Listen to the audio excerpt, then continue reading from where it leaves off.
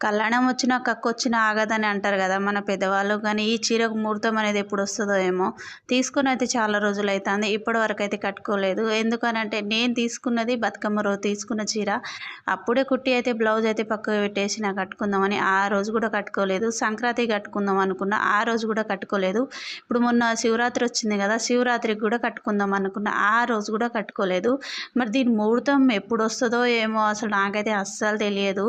దీని మీద బ్లౌజ్ అయితే అస్సలు బాగా రాలేదు. అందుకోసం మగ్గం వర్క్ బ్లౌజ్ అయితే 800 పెట్టి అయితే నేను బ్లౌజ్ తెచ్చుకున్నా.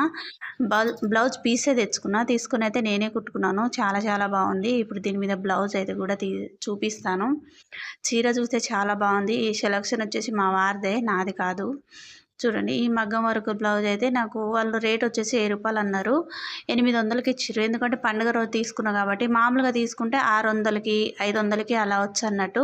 ఫుల్ హ్యాండ్స్ పెట్టి అయితే కుట్టుకున్నాను. చూడండి, చేతికి కూడా బాగున్నది మగ్గం వరకు. కానీ చూస్తే బ్లౌజ్ బాగానే ఉంది, కానీ వేసుకునే వరకు అయితే చాలా బరువుగా ఉన్నది.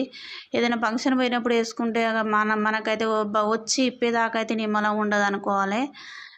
ఇప్పుడు నేను ఇంతకుముందు చూపించిన చీర దీని మీద బ్లౌజే అన్నట్టు ఇది.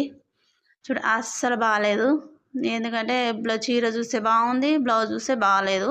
కానీ ఇలాంటి బ్లౌజుల మీద మనం మగ్గం వర్క్ కూడా వేయించుకోవచ్చు. అదంతా తెలివి నాకు ఎక్కడ వచ్చింది ఆ టైంలో. అందుకోసమని మగ్గం వర్క్ బ్లౌజే పీసే తీసుకున్నాను. నచ్చితే నచ్చిందా? నచ్చితే లైక్ చేయండి.